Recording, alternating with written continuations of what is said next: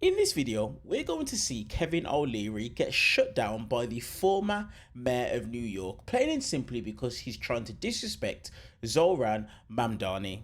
As usual, let's watch the video in full. I'm going to give you guys my thoughts towards the end. So Kevin, you're a doom monger, painting an apocalyptic picture, which many people have done over the years that never materializes.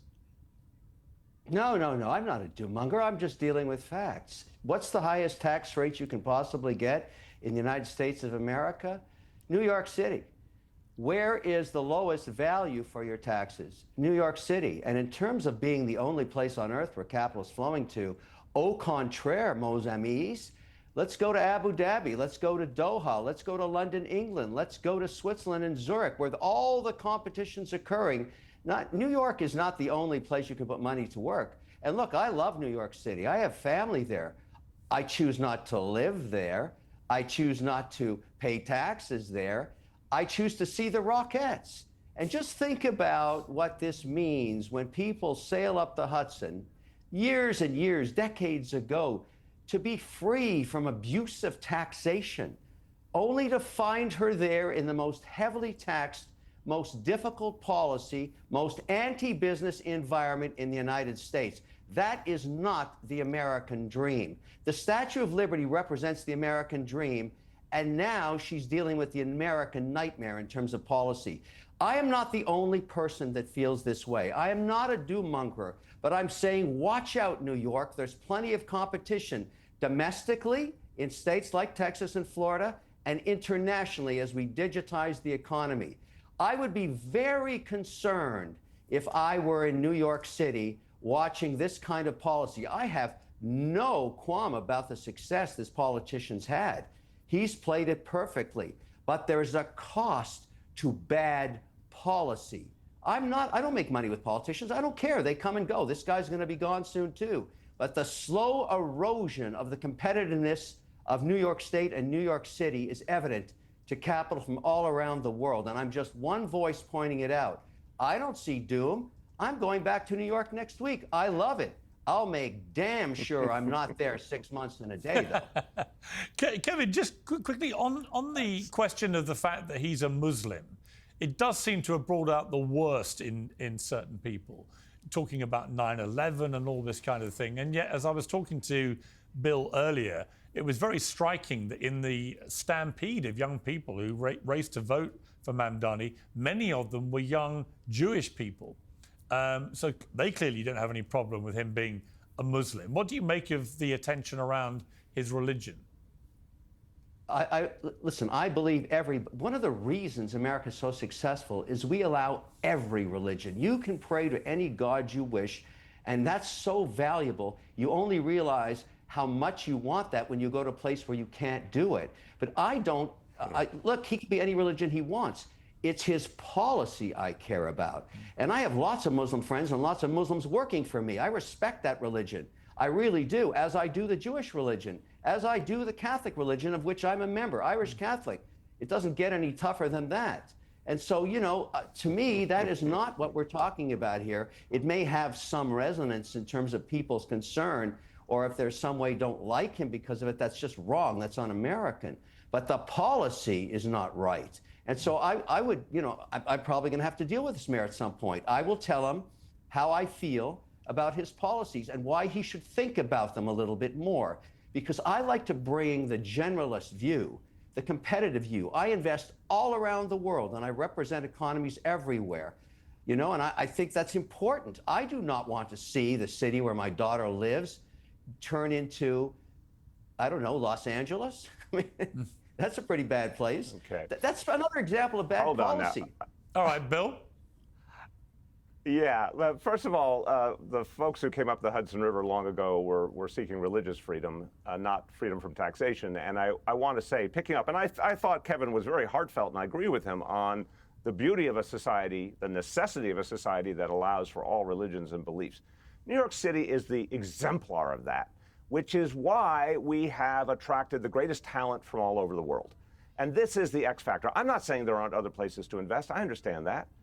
But what we have that is absolutely beyond compare, the greatest pool of talent, certainly anywhere in the country, I would say anywhere in the world, because people are attracted to the culture, to the vibrancy, to the entrepreneurship, to the creativity, and that has not changed one iota, regardless of every crisis. In fact, COVID, great example, we faced an incredible crisis.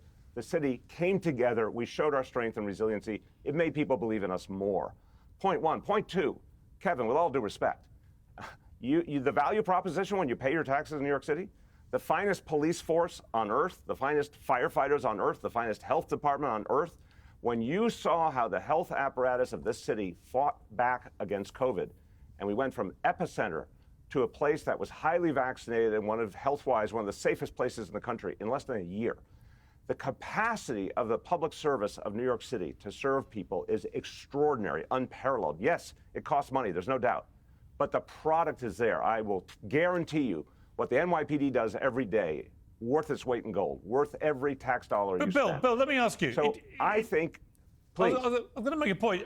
If Mamdani is the great hope now for the Democrats, and he's going to, transform New York and so on, why has the House Minority Leader, Hakeem Jeffries, held back from endorsing him? If he's this good, why are senior Democrats not piling in?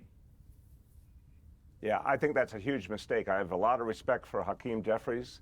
I know him well. I think it's a mistake.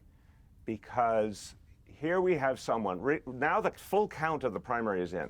He won 56% of the vote against a former governor, 100% known to the people of this city, obviously someone with many scandals too. But the point is there was intense competition. And Mamdani won 56% of the vote in the Democratic primary in a city that is 6-to-1 Democratic registration. So I think it's time for Democratic leaders to recognize not only did he win fair and square, he's saying the things that people care about, and he's not saying them insincerely. He's saying them from the heart. It's all about affordability. If Democrats in 2024 had run a campaign closer to Mamdani's campaign, we could have beaten Donald Trump. It's as simple as that. We would have the House of Representatives right now if we spoke as relentlessly about the cost of living and what we were going to do about it. And if we were out with the people and connected to the people, not fancy concerts with celebrities, but actually connecting to the people. So I think all Democrats should recognize here's someone who has actually shown us what our roots are. This is the Democratic Party of FDR and Truman and Kennedy and Johnson coming to life again in this time. And that is the party that had the big tent coalition, that had working people of all different ethnicities. I think Zohran has actually done a favor to the mainstream Democratic Party to remind us what actually works and what people actually care about. Kevin? No, I don't agree. I think he's far too extreme to get a platform that could compete with the Republicans. And I'm very concerned about this. I think democracy works when both parties are strong and bring middle to the center ideas forward. That's how you win the presidency. And I don't think getting this far stretched in any direction, in this case, claims of communism and socialism and redistribution of wealth, these are not platforms that are going to work everywhere in America, because this is not what the American dream's about. The American dream is the #1 export of America. It's not energy or technology. People come here for religious freedom, for the ability to support their families, to be entrepreneurial. I mean, that's what it's all about. And some of the messaging he's putting out doesn't fit with that. And, to the former mayor, I would say I totally agree with him. NYPD is one of the finest forces on earth, and the way they deal with it. Same with the state troopers. I support them too. And why? Because in order to have entrepreneurship, in order to start a 1,200 square foot hardware store, you need the police. Those are my people. I support American entrepreneurship. 5 to 500 employee companies is my base. I support them. That's what I do in every state.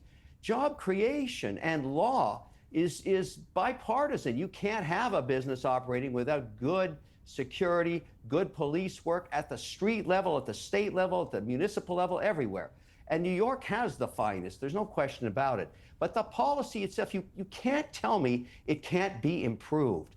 New York should remain the #1 epicenter of capital on earth. But it won't be with these policies because there's too much competition that is much easier to work with, particularly on permitting for real estate or permitting for AI or data centers or some of these new technologies. I am evidence of that. I'm just one of these people doing it all over the world. And I'm telling you, New York is not open for business in this very important area. And I'm one of the only people willing to speak out about it because I want New York to be fixed. I want it to win, but not with this kind of policy. Bill de Blasio, before Piers, So, honestly, hearing so many people on the right using the "he's a communist" line to try and bash Mamdani is just crazy to me. And the reason as to why is because they know he's not a communist. But what they're trying to do is they're trying to fearmonger the American people into thinking that he is. We've also seen other terms that have been used against him, racist terms and Islamophobic terms as well. You know, people calling him a jihadist and a terrorist sympathizer, a Hamas sympathizer, all of this foolishness. But let's just have it right. These are just political attack lines that the right are using to really just try and bash him. And just so that you know, even some people on the left are trying to do this to Mamdani as well. Okay? Even some people on the left are trying to do this as well. But in this video, we see Kevin O'Leary try and do it. And it's just a deliberate misrepresentation of who he is and what it is that he identifies as. And they selectively use this rhetoric, like I said, to try and scare the American people and to scare people into thinking that this guy is going to be the worst of the worst. But let's have it right. The reason why Kevin O'Leary uses these kind of terms to be able to attack Mamdani is plain and simply because Mamdani doesn't believe in people like Kevin O'Leary. Mamdani has come out and said that he believes that billionaires shouldn't exist. Now, look, I'm not going to say that I hold that position, but I can actually understand the reasoning behind why somebody would say that. You know, when we've got people struggling to be able to do the very basics, when we've got people that are working full-time jobs and they can't even get an income that it is that can support themselves and their family, so they're having to depend on government assistance, you know, food stamps and benefits of a kind. This is the problem when you have people who are walking around with so much money and so much wealth that it just doesn't even make sense anymore. But as you guys already know, I'm always curious to be able to hear your guys' thoughts and your guys, you know, feedback on exactly what it is that has been said within this video. So do me a massive favor, go below and leave your guys' thoughts in the comment section down below. I'm curious to hear your opinions. And then while you guys are down there, do me a massive favor and also drop me a subscribe and hit the thumbs up button purely for the YouTube algorithm. I appreciate you guys, and I'll see you guys in the next one.